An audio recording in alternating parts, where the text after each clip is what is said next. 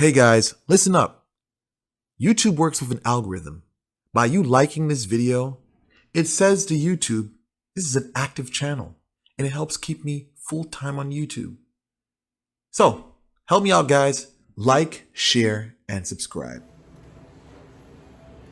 Today, I want to speak about readings, but more of how you should conduct yourself during a reading. Recently, I spoke about consultations.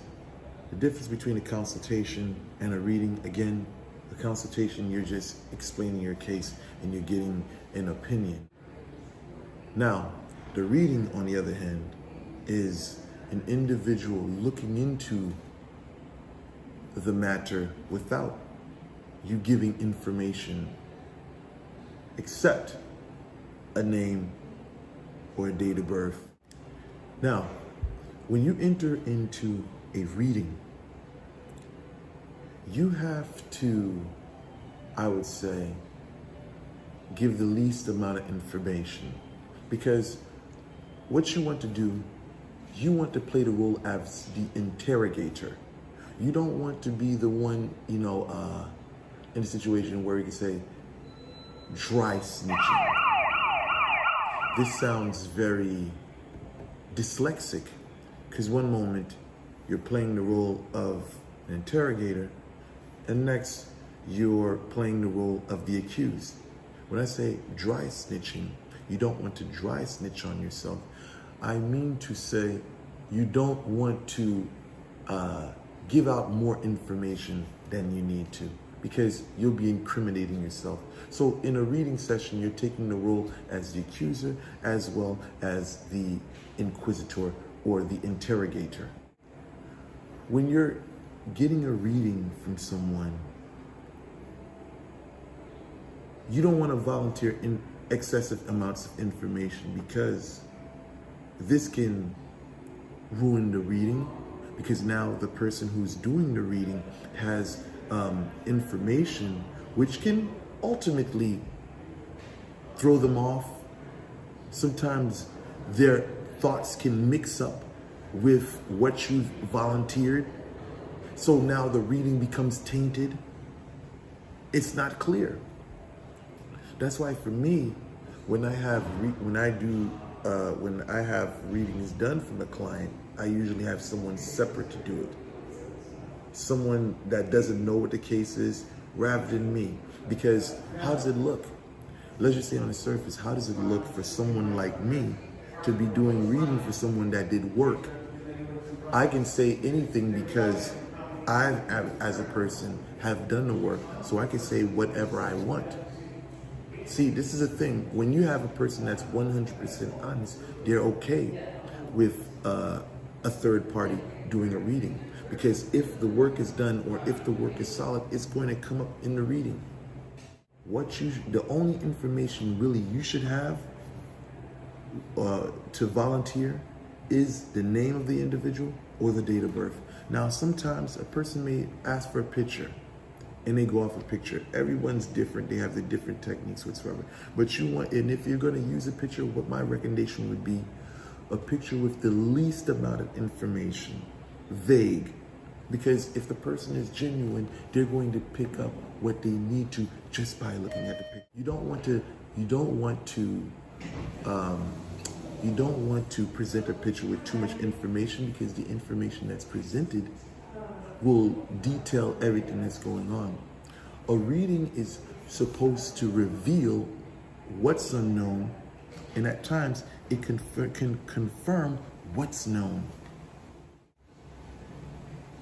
Another thing I want to say when it comes to readings is that you don't want to, how can I say this? You don't want to, I would say, coerce a reader into giving you what you want to hear. Because in reading sessions, in a lot of readings, there are people that do not like the truth that comes. So what they try to do is entice the reader into saying what they want to hear. It's as though they pay their money, but they don't want the truth. But in order to get something that sounds right, they try to insinuate or they try to feed the reader what they want to hear. Because if that's the case, you could just said to the reader, hey, tell me what I want to hear. Don't tell me the truth. Just pay for a lie then. When it comes to readings, you got to be very careful. When you're dealing with someone that's claims to be a priestess or a prophet, you got to watch out, because a lot of these people, they can ruin your day. They can take a day that's sunny and turn it into a gray day that's rainy. It's as though you're walking in a car, car drives by on a rainy day and throws a puddle of water, splash a puddle of water on you. Everything can be going great for you. And some of these people, they just come to just rain negativity on your parade. Take everything with a grain of salt. Don't necessarily jump to the conclusion and think this is the ultimate answer. This is the answer. This is the only truth. Sometimes it's good to get multiple opinions. And when I say multiple opinions, you have to be cautious about that. Because in the realm of spirituality and readings, there's a great problem. In the realm of readings, there's a problem, and that problem is the lack of generosity. There's a lot of people out here that pretend or portray themselves as being genuine or generous, and they're the complete opposite. When I say getting other opinions, it's like the jewelry business. Jewelers, they know one another. Same thing in this community here. All spiritualists know each other. And at times, spiritualists have a con game they all run, and that con game is to scare you. They have a formula already. There's a blueprint. And that is to make you feel as though something is attacking you or something is wrong with you. And their solution is to do work in order for those things to be right. There's a lot of fear-mongering, artificial fear being thrown onto people. And that's why I said that there are spirituals out here that you got to watch out for and take what you hear with a grain of salt, because these people will rain negativity on your parade. This is how a lot of spiritualists make their living. So with that said, I conclude this video.